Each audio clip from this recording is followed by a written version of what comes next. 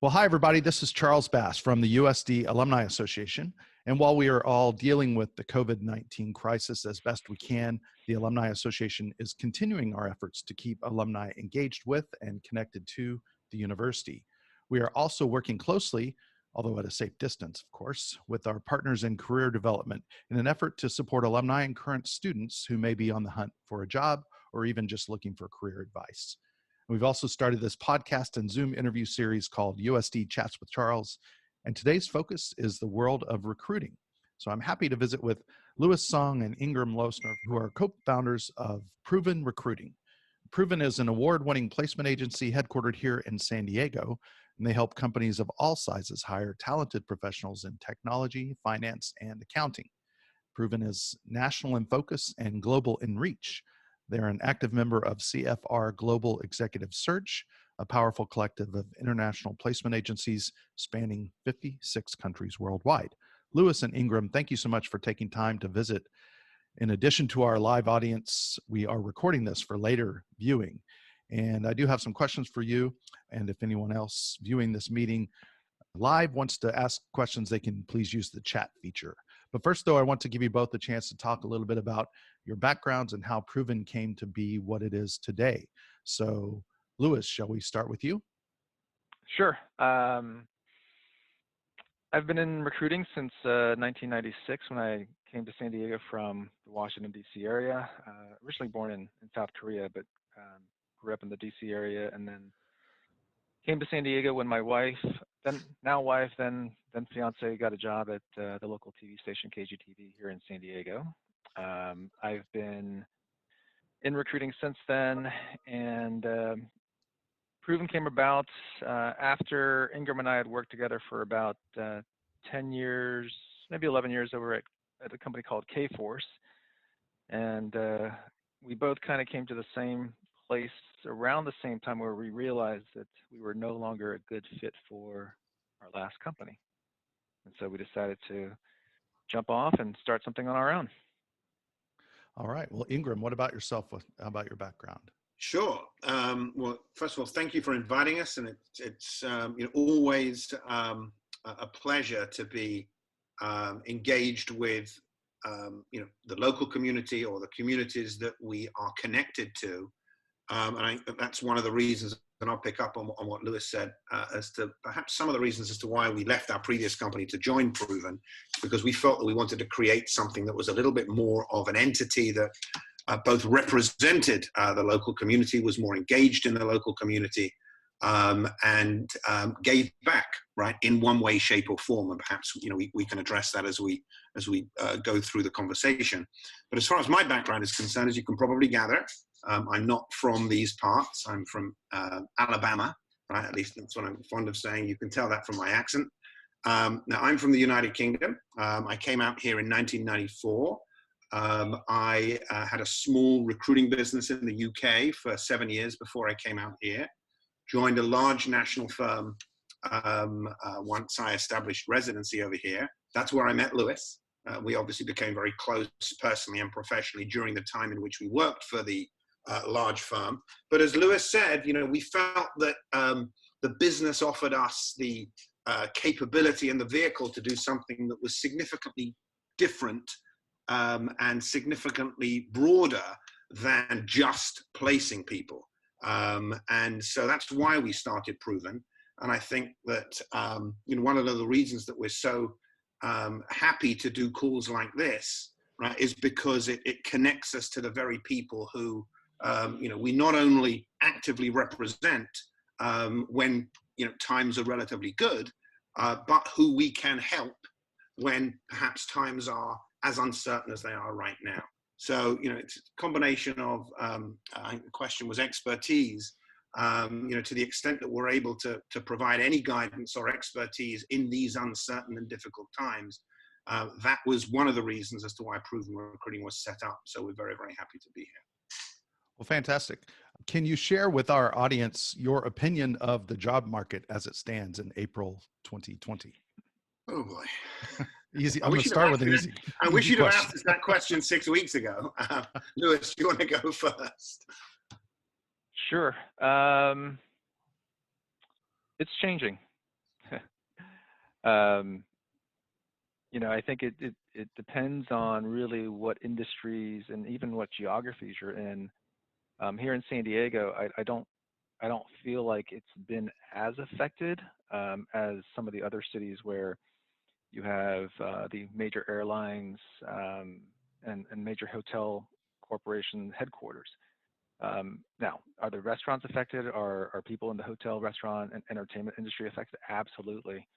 Even students. I've got two boys here at home that are trying to figure out what to do. They're 14 years old, and so everyone that's having to stay at home is absolutely been affected. But San Diego does have a great life sciences sector, and so people in the life sciences industry aren't as affected, and they're obviously in high demand at this point, especially for those that are in medical equipment that are needed by the frontline healthcare workers or companies that are looking into creating a vaccine.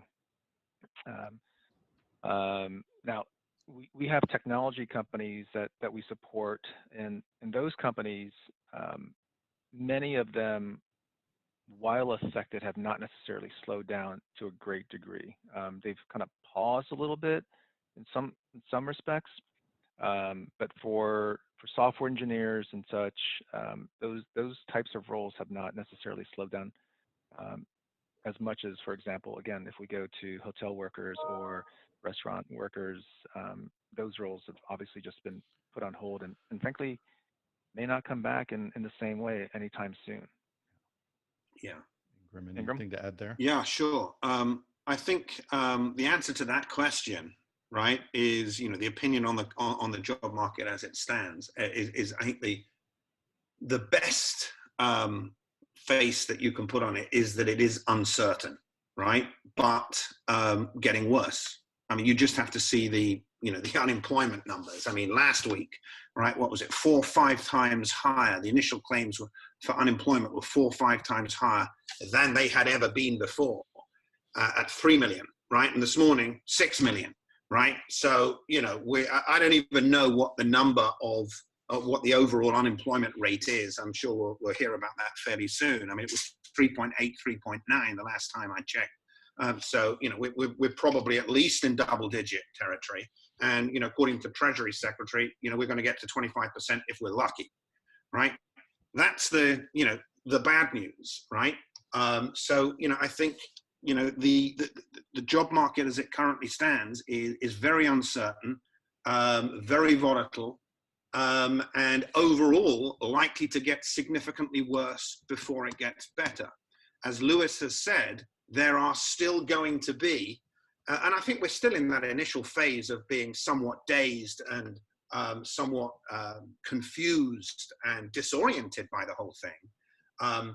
But once things begin to settle, right, once the virus, we can see the curve flatten on the virus, once people start thinking about when we're going to come out of this, as opposed to, can we just get to the bottom as quickly as possible? Once things begin to settle, we are in a recession. We will likely be in a recession for the next quarter or two.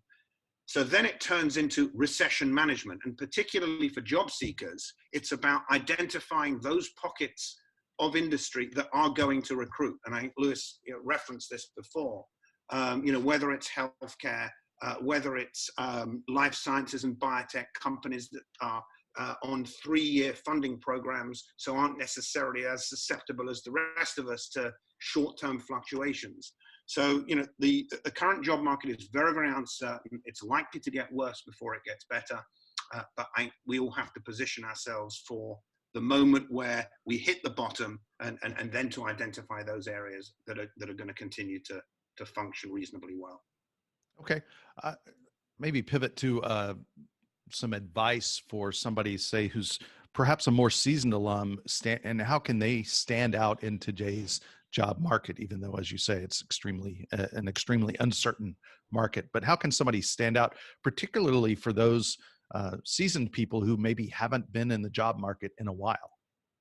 I think if you're trying to change careers at this point, it's a near impossibility in the short term. Again, 3 months ago, it relatively easier relatively easy. But if you're trying to change careers, now is not the right time to do it. Now is to really focus on the things that you're good at. Now, I think there's a chat here about somebody from the hospitality and tourism industry.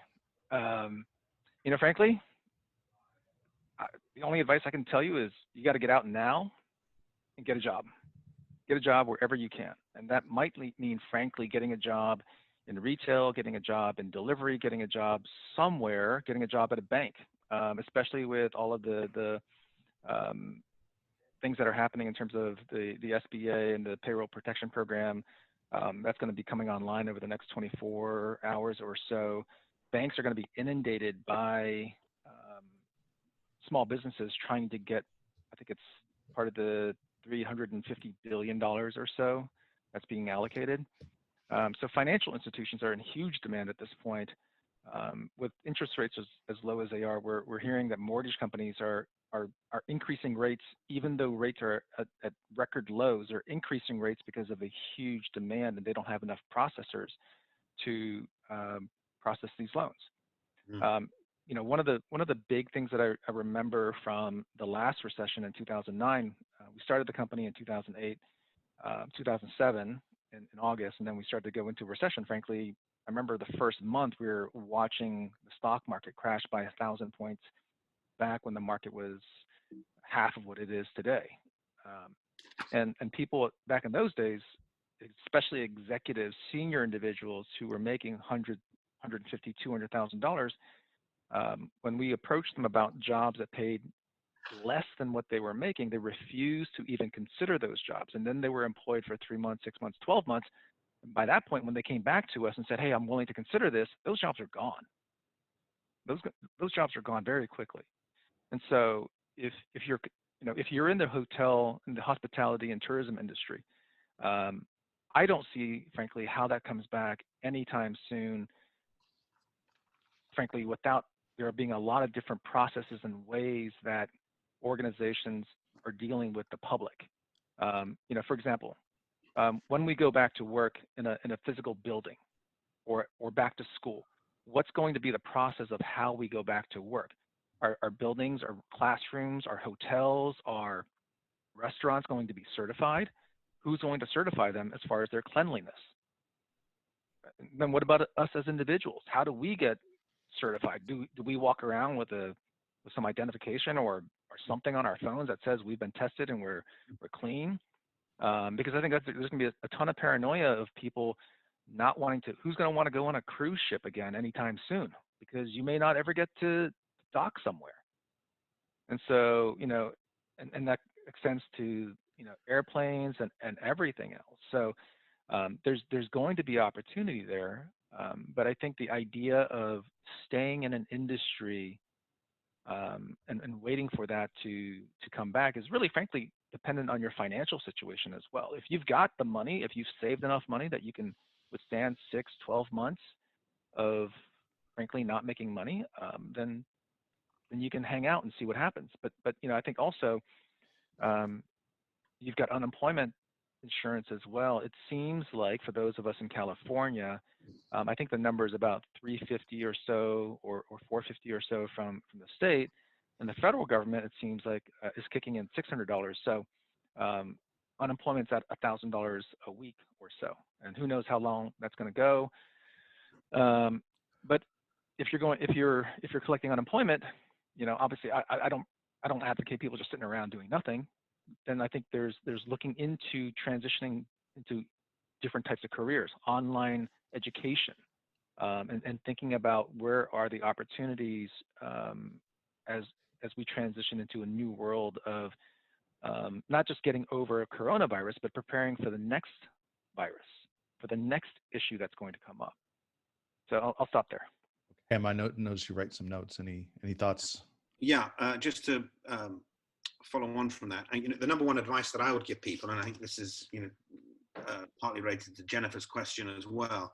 Look, number one, stay healthy, right? That's the single most important thing that anybody can do in this crisis, okay? Because the extent to which we all stay healthy and follow the guidance and the guidelines that have been given by our local officials, that will expedite the the period in which we're able to defeat this thing and get back to relative normality to the extent that we ever get back to normality. So number one, stay healthy. And then number two, and Lewis touched upon this, it's about survival, right? Financial survival, right? Beyond the physical survival.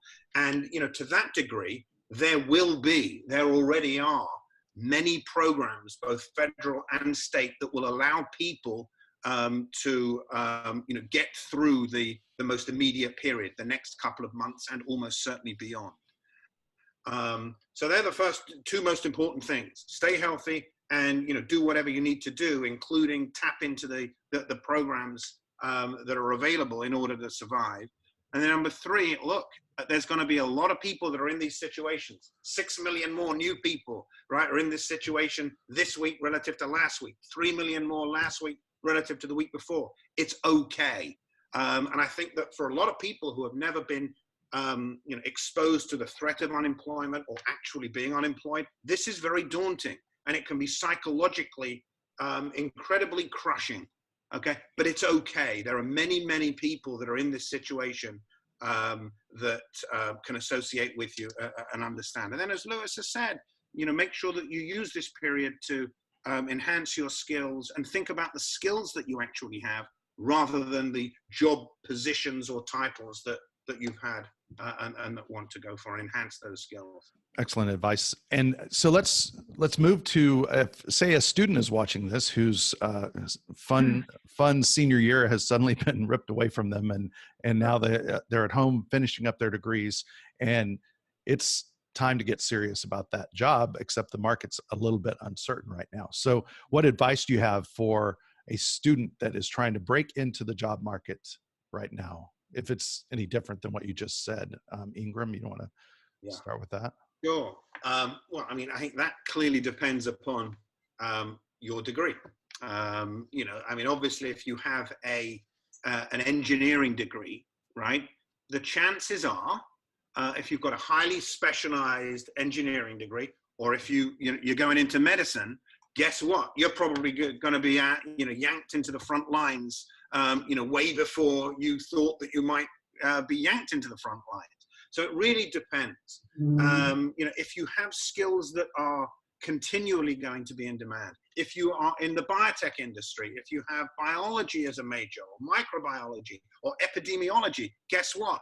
Right? There's going to be a call for these kinds of people. So the industries that are directly connected to those degrees, or the industries that are related to those degrees, are likely going to see greater opportunities. To the extent that you have a general degree or a liberal arts degree, maybe use this opportunity to go back to school and get a further degree, get a master's, right? This is the time to do it, right? Because as Lewis said earlier on, there aren't going to be too many jobs, or certainly not to the same degree, that are going to want to attract kids that have general degrees and whether it's communications or PR or history or whatever. So my advice would be, look either be very, very flexible, right, about what you're going to do, or, and this would be my preference and recommendation, go back to school and get an additional qualification, which will give you another year or 2 years in a skill that will likely be in greater demand. One thing I would add to that, I think one of the major challenges that I've seen with people in the past is people want to live in San Diego, but San Diego is not, some people hate that I say this, but it isn't a great business city. If it's not a great high-tech city. It's a good high-tech city, but it's not one of the high-tech hubs of the United States, let alone the world. And so, if you're in marketing, for example, San Diego is not a great place to be. And so you've got to look at what industry or what skill set you have and where the most amount of those jobs are and in what geography, what city, and then go to that place if you really are determined to stay in that industry. The other thing I would say is the world of work is absolutely going to change in terms of how we work in the future. I think so much more of it is going to be exactly like this. It's digital, it's video, it's how we're going to talk and meet with each other. And so while I think we're in the very early stages of figuring out how this all is going to work. So for those people that are in more the liberal arts, whether it's psychology, which is the major that I got, people having to learn how to deal with working at home, either by themselves or with roommates or with their spouses, significant others, their kids around. All of that stuff is a very different place to be now, and learning how to deal with that, there's going to be a need for I think mental health professionals that are going to be equipped to working with people in this new world, because the challenges of trying to balance, we had a meeting at 10 o'clock. I was trying to get my son to his virtual piano lesson set up downstairs while I was up here. The internet's been crashing all day because there's so many people at home right now. That's another area that could be huge for people that don't necessarily even have a degree yet, is getting into internet services. And customer service is becoming a huge area. Now, again, is this a job or is this a career that you want to be in for the rest of your life? Not necessarily. But I graduated in 1991 when that was my first recession, and there was a recession going on at that time as well. And my first job straight out of school when I graduated was selling cars, selling Plymouths. If anybody other than Ingram I might have gray hair. remember what a Plymouth. Yeah. So and then I worked at a restaurant for 2 years, and it was 1993 before I ended up being able to get a real job. And even when I got a real job, it was as a secretary. And now they're called administrative assistants, but I literally applied to a secretarial job, and I took whatever I could get at that point. And one last thing before I shut up, I'll say this, is that I was having this discussion with a couple people yesterday about careers. And for many of our people, they're in our 20s and 30s for us at Proven. And I said, unfortunately for you guys, especially with the downturn in the stock market, you're going to be faced with a 30 to 40 year career. Okay, even for myself, I'd like to think that I'm going to be working for the next 20 years. I'm 50 years old. I'd like to think I'm going to be working for another 20 years. So within the context of a 2 to 3 year time period, for the next 2 to 3 years, as you're building for your career, is that 2 to 3 year period, what does that look like within the context of a 20 or 30 or even a 40 year career? It's really not that long. And so is it hard? Absolutely. I'm not going to lie to you and say that it's going to be easy and everything's going to go smoothly. But within a 20 career, let alone a 30 or 40 year career, there's a lot of stuff that you can learn and experience that's going to help you over the course of your career. So I think the perspective of time, while today is hard, it's to really get ready for a longer career. That's really good advice to kind of, especially you have that restaurant experience and administrative assistant experience in the rear view, but it added to who you are today for sure. So I have a little bit of that in my background as well. Just a couple more minutes here. So Ingram and Lewis, any online tools or resources you can recommend to someone in the job market, as well as favorite books or blogs that you recommend? You know what? There's a tool that there's a couple different tools. One from a company called EMSI, and they basically show you what the jobs numbers are in terms of the increase or decrease in job postings for specific industries, skill sets, and geographies.